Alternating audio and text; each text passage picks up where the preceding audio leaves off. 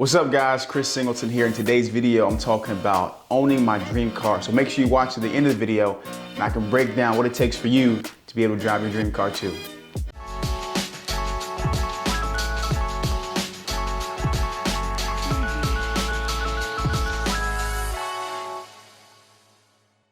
All right, so I'm an inspirational speaker and I've turned my pain into my purpose and I've made millions of dollars doing so. I share my story and my mission of unity. In doing so, I get to do really cool things and buy something like my dream car. I'm very, sentimental when it comes to buying certain things. This car was not just my dream car, it's my mom's dream car. So I've always dreamt of buying her a blacked out Range Rover. And so last year around December, I couldn't do that because she's no longer here, but I bought the car in memory of my mom. And the car cost me about $88,000. It's a 2018 blacked out Range Rover. I think it maybe had 20 something thousand miles on it at the time, maybe 20 something thousand, I can't remember. But the first things first, I came in there, I walked in, or I knew I had a good credit score. I think my credit score is maybe 720 or something. It wasn't excellent, but I think it was like 720, maybe 730 or something like that at the time. I brought in $25,000, not in like literal cash, but I brought in a cashier's check for $25,000. So I put $25,000 down on this car. Now, I'm gonna stop this by and just share that I never agree with buying cars with debt if you have the cash to buy them, okay? If you have the cash to buy the car outright, I've always thought, man, why would you have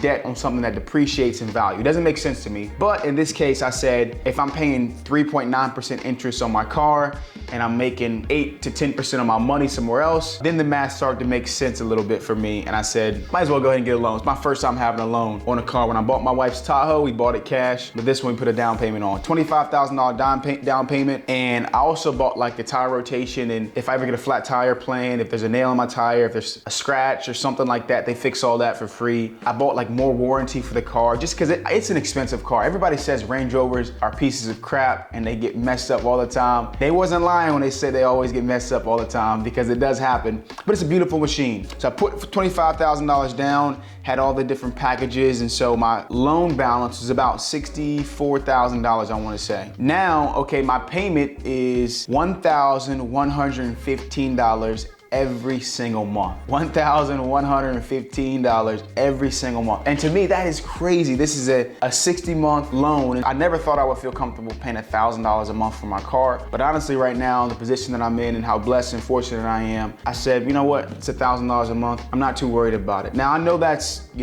not normal, whereas most people are probably paying $1,000 a month for rent. I'm paying $1,100 a month for my car. So we bought the car. Car insurance is about $200 a month. I know an oil change costs me about anywhere from $275 to $325 if I didn't have the package plan. And so there's all these different things. You talk about premium gas. When I fill my car up, you gotta go 93. You can't go the 87 regular gas. Filling up my car cost me about $85. So it's not cheap by any means to own this Range Rover, but I absolutely love it. It makes me feel good. When you walk outside into your car, you're going into work or you're going into the office, or for me, driving to the airport or driving to pick up my kids or going on a date with my wife, it just feels good when I have this car that I know my mom dreamt about, and I love it, and it's luxurious, so it's definitely worth it. But is it cheap? Heck no. So far, I think we've had 3 things that messed up. The sunroof messed up, so we had to get that fixed. Of course, it did it for free. The up button on the window wasn't working in the back seat or something like that. It popped off, so we had to get that fixed. The glove compartment, one of the arrows, when you press the arrow, is supposed to come open. That wasn't working. So there were definitely some kinks and stuff. And it's a 2018, so it's not brand new, but I definitely got all that stuff figured out, and they did it for free. So shout out to Tommy Baker with Baker Motors, who I bought the car from. He's phenomenal. Mr. Baker, actually, I've had meetings with him about some philanthropic things he wants to do in the city of Charleston, South Carolina.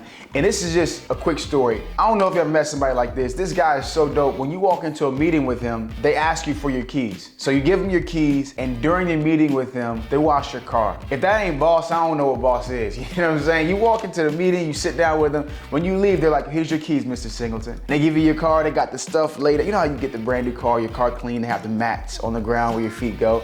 It was just cold to me. So shout out to Mr. Baker, but that's what I'm paying every single month, about $1,100 a month, and I love this vehicle. I'll probably drive a Range Rover for the rest of my life because my mom really loved them, and now for me, it just means a lot that I get to drive this car that my mom loved. So if you want to buy your dream car, this is what you need to do. Number 1, make sure you have enough funds in the bank to pay for that car outright. That's what I think.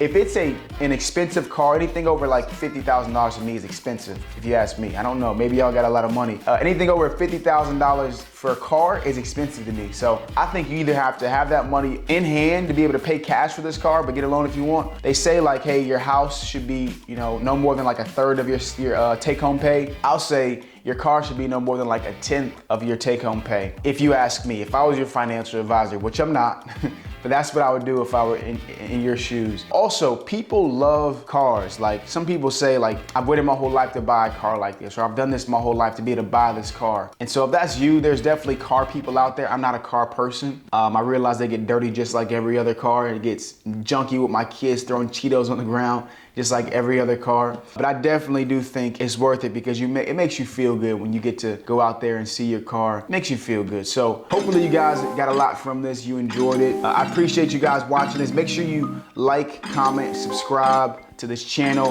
And until next time, peace.